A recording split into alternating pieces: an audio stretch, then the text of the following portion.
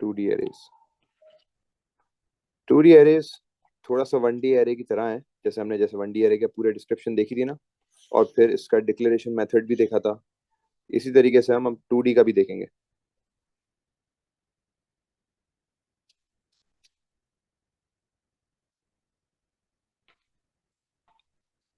2D array का सबसे पहला point, okay, the first point 2D, ये जो डी है, जैसे 1D को 1 डायमेंशनल कहते हैं, तो इसको हम 2 डायमेंशनल एरे कहते हैं।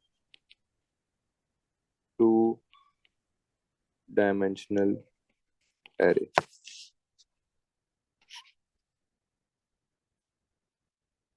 1D एरे जो है वो लिस्ट की तरह लगता था ना, जैसे एक सिंगल कॉलम में बहुत सारी वैल्यूज होती थी 1D में, और एक लिस्ट की तरह लगता था। 2D एरे का थोड़ा सा डिफरेंट है। 2D एरे किसकी तरह लगता है? It looks like a table. ये एक टेबल की तरह लगता है, जिसमें रोज भी हों, कॉलम्स भी हों। तो ये एक टेबल की शेप का होता है। अच्छा, इसके अंदर क्या होता है? इसके अंदर it consist of rose and columns. इसमें आपके पास रोज होती हैं और कॉलम्स होते हैं दैट स्टोर वैल्यूज। ठीक है, इसमें सिर्फ, जैसे 1D एरे में तो आप सिर्फ एक इंडेक्स को करते हुए वैल्यूज को चेंज करते थे ना।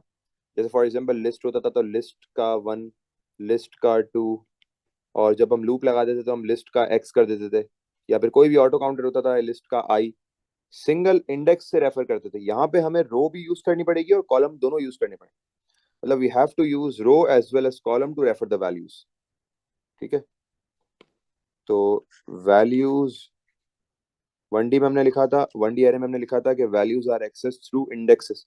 यहाँ पे हम लिखेंगे values are accessed through rows and columns. अब कैसे होंगी अभी हम बात करते हैं इसके ऊपर। For example we have a 2D array, और इसको अभी हम यहाँ पर ड्रॉ कर लेते हैं।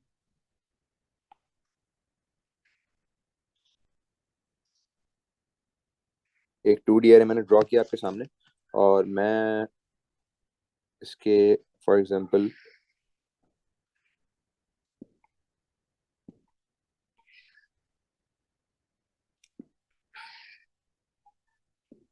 फोर कॉलम्स बना लेते हैं। ठीक है, इस एरे में 4 कॉलम्स हैं और 4 रोज हैं। रो 1, रो 2, रो 3, रो 4, column 1, column 2, column 3 and column 4। ठीक है,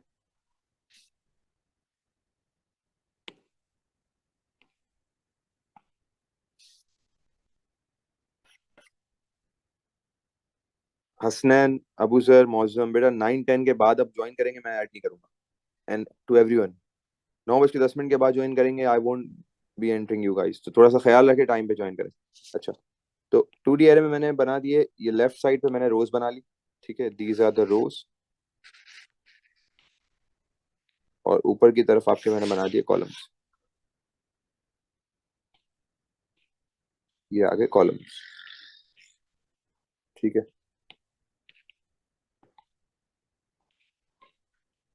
तो इस एरे में 4 कॉलम्स हैं एंड 4 रोज हैं। ठीक है, 4 कॉलम्स एंड 4 रोज। अब इसकी डिक्लेरेशन कैसे होगी? और इसके अंदर बहुत सारी वैल्यूज हैं, या मैं ऐड कर दूंगा वैल्यूज, वो तो हम बात की बात है, वैल्यूज पे आते हैं अभी। अब हम इसको डिक्लेयर करते हैं पहले। How do we declare 2D array, से बात करते हैं हम। जैसे 1D एरे की डिक्लेरेशन सीखी थी, इस तरह हम 2D एरे की डिक्लेरेशन देखते हैं। अगेन, डिक्लेरेशन अगर पूछी हुई तो आप लोग बताएंगे, अगर डिक्लेरेशन नहीं पूछी आप लोग नहीं बताएंगे। और न्यू एरे, जब न्यू एरे बनता है तभी डिक्लेयर होता है, पुराने एरे को डिक्लेयर नहीं करते। सही है, okay. How do we declare 2D array? सबसे पहले हम कीवर्ड लिखते हैं डिक्लेयर। डिक्लेयर के कीवर्ड के बाद हम एरे का नाम लिखते हैं। फॉर एग्जांपल हमारे इस एरे का नाम है बॉक्स। ठीक है, एग्जांपल दे रहा हूँ कि इसका नाम है बॉक्स, तो हमने लिख दिया डिक्लेयर, और एरे का नाम आ गया बॉक्स। फिर आएगा कोलन, कोलन के बाद हम लिखेंगे वही उसी तरीके से एरे, और एरे लिखने के बाद ब्रैकेट ओपन होगा। अब 1D एरे में तो हम इंडेक्स लिख देते थे, starting index colon ending index. लेकिन यहाँ पे तो दो चीजें ना, यहाँ पे you also got rows as well and you got columns as well, दो चीजें। तो सबसे पहले आती है रो। रो की रेंज क्या है? रो 1 से लेके 4। अब 4 आपने बताया कॉमा और कॉलम की रेंज बता दी आपने, 1 से लेके 4। 4 आपने कर दिया क्लोज। तो आपने स्टार्ट में रोज की रेंज, अच्छा स्टार्ट में हमेशा रोज आएंगी, ये फिक्स है, और उसके बाद कॉलम की रेंज बता दी। अगर 5 रोज होती तो मैं बोलता 1:5, लेकिन 4 रोज एंड 4 कॉलम है तो मैंने बोला 1:4 कॉमा 1:4।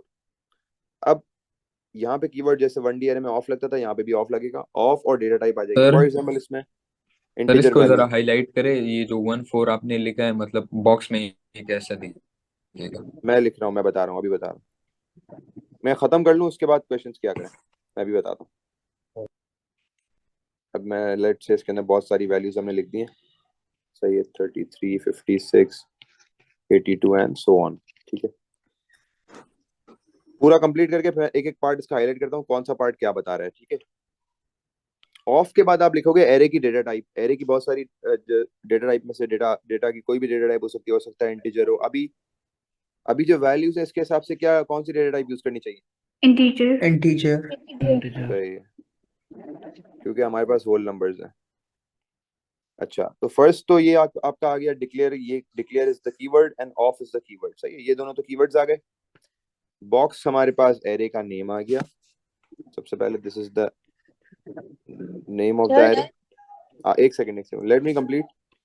ये आपकी आ गई रो की रेंज, ठीक है ना, ये रो की रेंज आ गई, और ये आ गई आपकी कॉलम की रेंज। स्टार्टिंग टू एंडिंग पूरा बताना होता है, सही है। और ये आपके आ गई एरे की डेटा टाइप। तो ये सारी चीजें आपके पास, जो भी आपके पास डेटा टाइप में डेटा है उन सब की आ गई। जी पूछें। सर आपने ये ऑफ लगाया, एज ले सकते हैं एज? एज नहीं लिख सकते, ये फिक्स है, कीवर्ड तो फिक्स है। कीवर्ड जो सूडो कोड में उन्होंने अलाउ किया हम वो यूज करेंगे। ठीक है, तो ये सारी चीजें, ये हमने 2D एरे को डिक्लेयर कर लिया। अच्छा, 2D और 1D में क्या फर्क था एरे की डिक्लेरेशन में? सिर्फ यहाँ का फर्क है ना, सिर्फ इस स्क्वायर ब्रैकेट का फर्क है कि स्क्वायर ब्रैकेट में 1D एरे में हम सिर्फ इंडेक्स का बताते थे, इंडेक्स की स्टार्टिंग रेंज और इंडेक्स की एंडिंग रेंज। यहाँ पर हमारे हमारे पास दो तरह के इंडेक्सेस हैं, रोज हैं कॉलम्स है। वहां पर हमारे पास सिर्फ एक तरह से रोज होती थी, तो यहाँ पे हमें पहले रो की रेंज बतानी है, कॉमा, फिर हमें कॉलम की रेंज बतानी है, कहाँ से शुरू हो रहा है और कहाँ खत्म हो रहा है। ठीक है, okay. Now we are moving towards the first question कि 2D एरे के अंदर किस तरीके से हम यूज करेंगे चीजें। अच्छा सर, जी बोले। ये जो पूरा का पूरा अगर एक लाइन पे ना आए तो दो लाइंस भी यूज कर सकते हैं ना उधर? दो लाइंस यूज कर सकते हैं, लेकिन क्योंकि एरे की डिक्लेरेशन आ जाती है, वो ये मसला फंक्शंस के साथ आता है, आगे जाके देखेंगे। वो कभी कभार दूसरी लाइन में चला जाता है, लेकिन एरे को तो कोशिश करो एक लाइन में रखो। ओके। अच्छा, क्वेश्चन है, question is saying a 2D array. अच्छा, कभी कभार मेंशन होता है 2D एरे, बट अगर मेंशन नहीं है कि एरे इज 2D तो फिर आप देखोगे इसमें रोज एंड कॉलम्स है या नहीं। अ 2D एरे, और इसका नाम है grid. This is a 2D array and it's name is grid, contains 3 rows and 4 columns. Initialize all the values of the array to 0। जैसे हमने 1D एरे में क्वेश्चन किया था, इसी तरीके से क्वेश्चन हम 2D एरे में कर रहे हैं। अच्छा, इस क्वेश्चन पे अभी आने से पहले मैं इसको रिकॉल करता हूँ। उससे पहले मैं एक चीज आपको बता दूं कि जब 2D एरे की, जिस तरह हमने 1D एरे की वैल्यूज को एक्सेस किया ना, 2D एरेज की वैल्यूज को किस तरह एक्सेस करेंगे। फॉर एग्जाम्पल, इसका तरीका मैं आपको बता देता हूँ एक्सेस करने का। जैसे 1D एरे में तो हम नाम लिख के ब्रैकेट में इंडेक्स लिखते थे ना, यहाँ पे एक्सेस करने का तरीका ये है कि हम नाम लिखेंगे एरे का, और फिर ब्रैकेट में रो आएगा, कौन सी रो की बात हो रही है, और कॉमा कॉलम आएगा, कौन से कॉलम की बात हो रही है। मतलब रो कॉमा कॉलम ये लिखना जरूरी है आपको जब भी आप एरे की वैल्यू को पिक करोगे। तो 2D एरे में you have to mention the row and you have to mention the column. For example, मैं 33 को पिक कर रहा हूँ, तो 33 को पिक करने के लिए मैं क्या लिखूंगा बताओ? एरे का नाम क्या है? बॉक्स है ना, तो बॉक्स ब्रैकेट 33 का रो क्या है भाई? 33 रो सेकंड पे है, तो मैं लिखूंगा 2, और कौन सा कॉलम है? 3 कॉलम 3। 3 तो 2,3, this is the syntax to use 2D array values. For example हम बात करते हैं 14 की, तो 14 के लिए मैं क्या लिखूंगा? बॉक्स का 1 4 1,4, बिल्कुल सही है। फॉर एग्जांपल अगर हम 82 की बात करें तो क्या हो जाएगा? 82 पे कौन सी 3,1 रिस्पेक्टिव रो है? 3,1 और 1 हमारा रिस्पेक्टिव कॉलम है। सही है एवरीवन? सबको क्लियर हो गया मैंने जो अभी समझाया कि किस तरीके से हमें रो और कॉलम को यूज करते हुए वैल्यूज पिक करनी है? अच्छा, अगर हमें सारी वैल्यूज को पिक करनी है एक के बाद एक, मतलब फॉर एग्जांपल पहले ये वैल्यू हो, फिर ये वैल्यू हो, फिर ये हो, फिर ये हो, इस तरीके से फिर सारी होती रहे, तो क्या होगा? तो अभी हम सर बात रेंज करते हैं दे देंगे। रेंज नहीं दे सर सकते ना, हमें कोई वो वेरिएबल कॉलम यूज करना पड़ेगा। हाँ, हमें कोई वेरिएबल यूज करना पड़ेगा। अच्छा, और 2D एरे का नाम है grid contains 3 rows and 4 columns. मैं आपके सामने बना भी लेता हूँ। अच्छा, बनाते हम क्यों? मैंने आपको बताया था एग्जाम में बनाने की जरूरत नहीं होती, हम अपने समझने के लिए बनाते हैं ताकि हमें समझ आए। सही है? हमें एग्जाम में बाउंड कोई ये नहीं पूछता कि बनाओ इसको, ये हम अपने लिए बनाते हैं ताकि हमें समझ आए। सही है? 3 रोज एंड 4 कॉलम्स है, तो इसको हम बना लेते हैं ताकि समझ में आए चीजें। मैं यहाँ बना लेता हूँ 3 रोज और 4 कॉलम्स। रो 1, रो 2, रो 3, कॉलम 1, 2, 3 और 4। सही? ओके। करना क्या? You have to initialize all the values of the array to 0। इसका मतलब है कि आपने एरे का नाम है ग्रिड। सही है? सबसे पहले तो डिक्लेयर कर लेते हैं क्योंकि एक न्यू एरे। तो how will we declare? Declare, फिर ग्रिड एरे का नाम, grid colon colon array array array, फिर रो की रेंज ब्रैकेट ब्रैकेट में 1 2 1 2 1,3 3 1 1 रेस 1 colon 3, then 1 colon 4 1 colon colon 4 ठीक है, ऑफ इंटीजर और integer और फिर integer। इंटीजर। ठीक है, ठीक हो गया।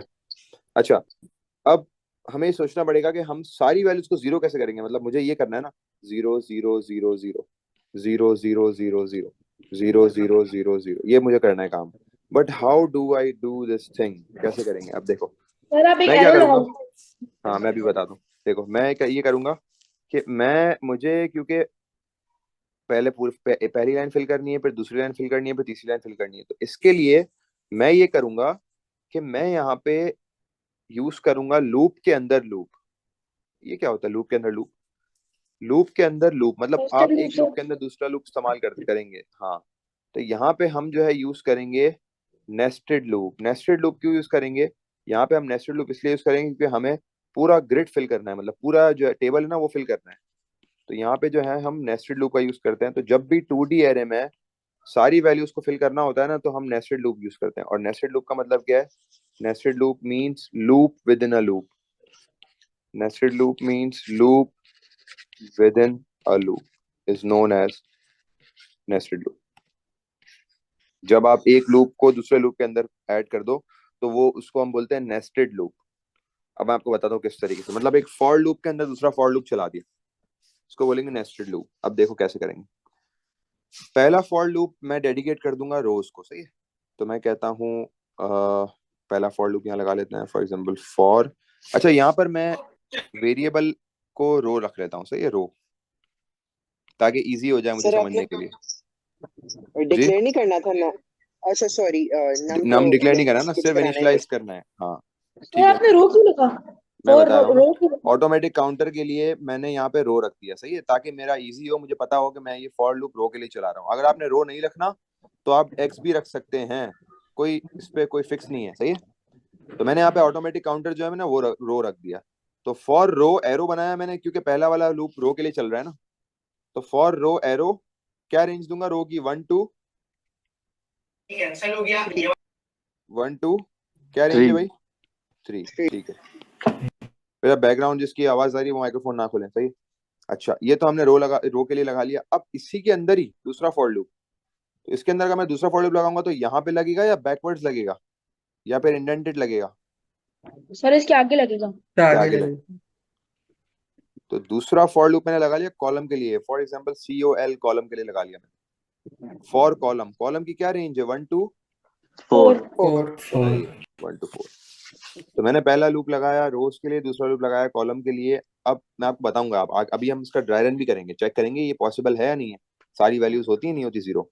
ये दोनों लूप लगाने के बाद मैं अंदर आ गया हूँ दूसरे लूप में, और मैंने ये बोला कि मैं क्या बोलूंगा जीरो देने के लिए, मैं जीरो वैल्यू दे रहा हूँ, ठीक है ना। मैं एरो बना के मैं बॉक्स के अंदर, बॉक्स नहीं है, नाम क्या है एरे का, ग्रिड है ना, Great. तो ग्रिड के ब्रैकेट में क्या लिखूंगा, सोचें क्या लिखना चाहिए हमें। रो Sir, row comma comma call row comma call, बिल्कुल सही है, बेहतरीन। bracket, bracket and then equals to zero, मतलब सही assignment है। operator 0. अब देखो, बिल्कुल सही है, हमने लगाया। अब हम इसके पीछे का लॉजिक समझेंगे, हमने क्यों लगाया, रो कॉमा कॉलम क्यों लगाया। Let me just close the loops. अंदर वाला, अच्छा अंदर वाला लूप पहले क्लोज होगा, सही है।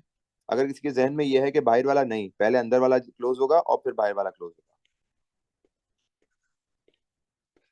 अब हम ये देखते हैं कि हाउ इट इज पॉसिबल कि ये लूप चलने पे जो है सबकी वैल्यूज को जीरो कर देगा। आप जरा देखें, मैं यहाँ पे अभी ड्राई रन भी करके दिखाऊंगा आपको।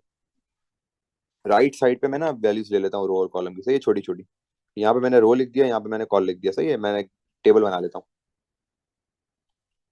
सर एक ओके क्वेश्चन है, जी, बोले। आपने नेक्स्ट कॉलम लाइक उसको पहले क्यों एंड किया? आपको पहले फॉर रो के लिए नेक्स्ट रो को नहीं पहले नहीं, एंड जब नहीं करना चाहिए? अंदर वाला होता है, आपको याद है जब हम अंदर इफ खोलते हैं तो पहले एंड इफ करते हैं, याद आया, यस फिर यस, बाहर वाला बंद करते हैं, तो जो आप अंदर ओपन करोगे वो पहले बंद होगा। अच्छा, ठीक है। अब देखें, पहली पहली सबसे पहला देखें, सबसे पहले फॉर रो में रो की वैल्यू क्या है, पहली पहली रो को क्या मिल रही है वैल्यू, 1. 1 मिल रही है, तो हमने रो को दे दी 1, सही है। इसी के बाद ही फौरन वापस फॉर लूप चला, तो कॉल को क्या वैल्यू मिली, कॉलम को 1 1। अब जरा गौर से देखिएगा, अब कोई भी कुछ नहीं बोले, बस अब सुनिएगा सिर्फ। रो को 1 मिल गया, कॉल को 1 मिल गया, तो अभी रो भी 1 है, कॉल भी 1 है, तो ग्रिड के 1,1 को कर दो 0, सही है ना। 1,1 को कर दो 0, तो 1,1 का मतलब है पहली रो और पहला कॉलम को क्या कर दो, 0 कर दो। चलो भाई, हो गया 0। और फिर नेक्स्ट कॉल का मतलब क्या है, आपका फॉर लूप बाहर वाला नहीं, अंदर वाला फॉर लूप चलेगा। अभी बाहर वाला तो चल ही नहीं सकता ना, बाहर वाला तो एक दफा चल गया और हम अंदर आ गए। तो नेक्स्ट कॉल ने बोला कि फॉर लूप ऑफ कॉल चलाओ वापस, मतलब कॉलम का फॉर लूप चलाओ, ठीक है। कॉलम की वैल्यू 1 इस्तेमाल हो गई, अब नेक्स्ट वैल्यू कॉलम की आ जाएगी 2। तो कॉलम को हमने वैल्यू, देखो मैं राइट साइड पे टेबल भी फिल कर रहा हूँ, 2 दे दी कॉलम को, सही है। रो ऑलरेडी 1 ही है, अब ग्रिड का 1,2, कॉल क्या है 2 है ना, 1,2 पे क्या डाल दो, 0 डाल दो, 0 तो 1,2 पे भी क्या आ जाएगा, 0 आ जाएगा। ओके, सही है। अगेन नेक्स्ट कॉल ने बोला भाई कॉल वापस चलेगा अंदर वाला, क्योंकि नेक्स्ट कॉल लग रहा है ना, तो फॉर लूप अंदर वाला चलेगा। तो 1 इस्तेमाल हो चुका, 2 इस्तेमाल हो चुका, अब किसकी बारी आएगी, कॉल क्या हो जाएगा 3। 3 तो कॉल की वैल्यू हो गई 3, और रो ऑलरेडी 1 ही है, सही है। तो ग्रिड का 1,3 को क्या कर दो, 0 कर दो, तो 1,3 को हमने कर दिया 0। अगेन नेक्स्ट कॉल ने कॉल की वैल्यू को +1 करा, और कॉल की वैल्यू अब क्या हो गई, 4 हो गई। रो अभी भी 1 है, 1,4 को क्या कर दो, 0, 0 तो पहली लाइन का चौथा कॉलम भी 0 हो गया। अब ये नेक्स्ट कॉलम खत्म हो गया ना, फॉर लूप चल गया पूरा 1 to 4 खत्म हो गया। अब ये नेक्स्ट रो पर आ गए हम। नेक्स्ट रो कहाँ ले जाएगा हमें, 2. फॉर रो में चला गए। फॉर रो की पहली वैल्यू क्या हो जाएगी, रो की 1 इस्तेमाल हो गई ना, अब सेकंड क्या हो जाएगी, 2 2. 2 हो गई, तो रो हो गया 2, रो 2 हो गया। और अब फॉर कॉल चला वापस पूरा नया, तो कॉल की पहली वैल्यू कॉलम की 1 2,1, तो 2,1 को कर दो 0, कौन सा है 2,1, ये रहा 2, ये रहा 1, 0 कर दो, कर दिया। अगेन नेक्स्ट कॉल चला, कॉल की वैल्यू फिर +1 हुई, कॉल हो गया 2। अब 2,2 को कर दो 0. 0, फिर नेक्स्ट कॉल की वैल्यू बढ़ी, 2,3 को कर दो 0, फिर नेक्स्ट कॉल की वैल्यू बढ़ी, 2,4 को कर दो 0, खत्म हो गया फॉर लूप ऑफ कॉलम। फिर नेक्स्ट रो चला, अब रो की वैल्यू क्या हो जाएगी, 3 होगी। 3. 3 हो जाएगी। अच्छा कॉलम 4 है ना, तो ये नीचे आएगा और हाँ 4 हमने लिखा नहीं, इसमें 4 आ जाएगा।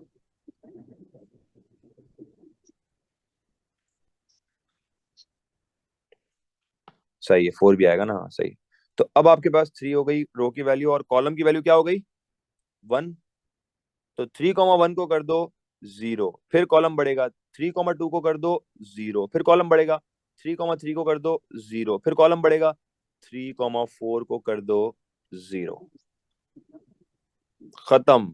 कॉलम का लास्ट वैल्यू, कॉलम की लास्ट वैल्यू खत्म। इसका मतलब अंदर पहला वाला फॉर भी खत्म हो गया, अंदर वाला फॉर भी खत्म हो गया। इसका मतलब ये है कि ये प्रोग्राम, मुझे बताओ टोटल कितनी टाइम्स चला, पूरा प्रोग्राम टोटल कितनी बार चला। How many times does it run? 12 जी times. Sir 8 times. 3 times. 3 into 4 12 12 times. Time 12 12 times. Time 12 times. तो ये टोटल 12 टाइम्स चला, जिसमें से हर दफा रो के एक दफा चलने पे कॉलम 4 बार चल रहा था। मतलब फॉर लूप, इस लाइन, ये जो फॉर लूप है ना, ये लूप जब एक दफा चलता था तो अंदर वाला लूप 4 टाइम्स चलता था इसी के लिए। तो ये जब हर बार एक दफा चला तो अंदर वाला लूप 4 बार चला। तो टोटल टाइम्स ये 3 टाइम्स चला, तो 3 into 4 ये टोटल 12 टाइम्स चला है ये लूप, पूरा का पूरा, दोनों लूप्स मिला के पूरा प्रोग्राम। जी भाई, एवरीथिंग समझ आ गई पूरी प्रॉपर्ली, मैंने किस तरह समझाया? अच्छा सर, जब वो 4 हो जाएगा कॉल, तो वो खुद ब खुद रुक जाएगा और नेक्स्ट रो चल जाएगी। हाँ नेक्स्ट रो चल जाएगी ना, जब अंदर वाला, जब फॉर लूप खत्म हो जाता है पूरा, तो फॉर लूप एंड हो जाता है ना। ठीक है। ठीक है। अच्छा सर, इसको हम उल्टा भी कर सकते हैं, लाइक रो पहले लिख लें और कॉलम बाद में लिख लें। अगर हम रो, हाँ कर सकते हैं। अगर हम कॉलम पहले लिखेंगे हाँ, और रो बाद में लिखेंगे तो फिर यूं यूं जीरोस वैल्यू आएंगी, यूं यूं वैल्यूज आएंगी। फिर वो हाँ ठीक है, वर्टिकल आएंगी। हाँ फिर वर्टिकल आएंगी। तो ये इसके पीछे जो है आपके पास लॉजिक है।